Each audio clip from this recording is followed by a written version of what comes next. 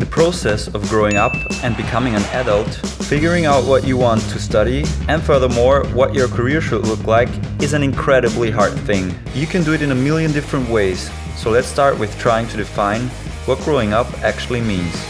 For instance, when do you qualify as an adult? Is the amount of money you make an indicator of how grown up you are? Or maybe it's the car you drive, the clothes you wear, the people you hang out with.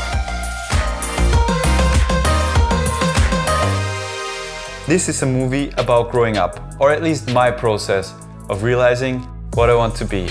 Let's start from the beginning though. When I grow up, I want to be a doctor or a teacher. My childhood friends always had some kind of clue about their future. Me, on the other hand, I never knew what I wanted to be. The only thing I was sure of was the fact that I wanted to make a change and do something extraordinary. At that time though, I had no idea how to achieve any of that. So whenever someone would ask me that question, I would answer, I'm not sure yet, but I will figure it out someday. I guess one of the most important choices to make when you grow up is which higher secondary school you want to attend, since this lays the foundation for your future career. After leaving my hometown gymnasium, I attended the Higher Technical School for Mechatronics. I actually did quite well there and finished very successfully. My diploma project not only won a national prize, but also the European Union Contest for Young Scientists. Thanks to that, we got invited to the Nobel Prize ceremony, and we had dinner with the King and Queen of Sweden. I even stole a golden spoon from the banquet. But shh, don't tell anyone. Soon after I finished school, I realized that mechatronics simply wasn't the right thing for me. Hence, I decided to instead study business economics at my local university. It turned out that studying economics wasn't that much of a challenge either. I lost interest quite rapidly and invested more and more time into making movies again. I had already started recording videos with my friends back when I was a little kid. The very first camera I owned was a pocket camcorder. I would put it up whenever we played basketball in the streets. Later on, I would cut together our best moves and produce a mixtape movie. All in all, I created about 10 movies at that time. Then, when school got more intense, I quit making videos to focus on studying. After 1.5 years of attending university, I got hooked on making movies again when I bought a GoPro Hero 2, since it opened up completely new ways to capture videos. I started to take it with me almost everywhere I went. I took it with me on holidays, for windsurfing, kayaking, bowling, and whenever I would go out to party, I would capture the most fun moments and make a recap movie about them. I posted those videos on the internet for my friends to watch. After some time, other people started to watch them too. One day, out of the blue, I received my first request. An event organizer had contacted me because he wanted me to make a recap movie for the party he was going to host. Funny thing is, up until that point, I didn't even own a proper camera, since I shot everything with my GoPro. But I decided to go for it anyway and invested all my money at that time in buying my very first professional DSLM camera. Once I had remembered my love for filmmaking, there was no turning back really. Evelina, my girlfriend at that time, encouraged me to pursue my passion and drop out of university. Do what you love, Manuel. So that's what I did, even though my family and friends weren't too happy about it.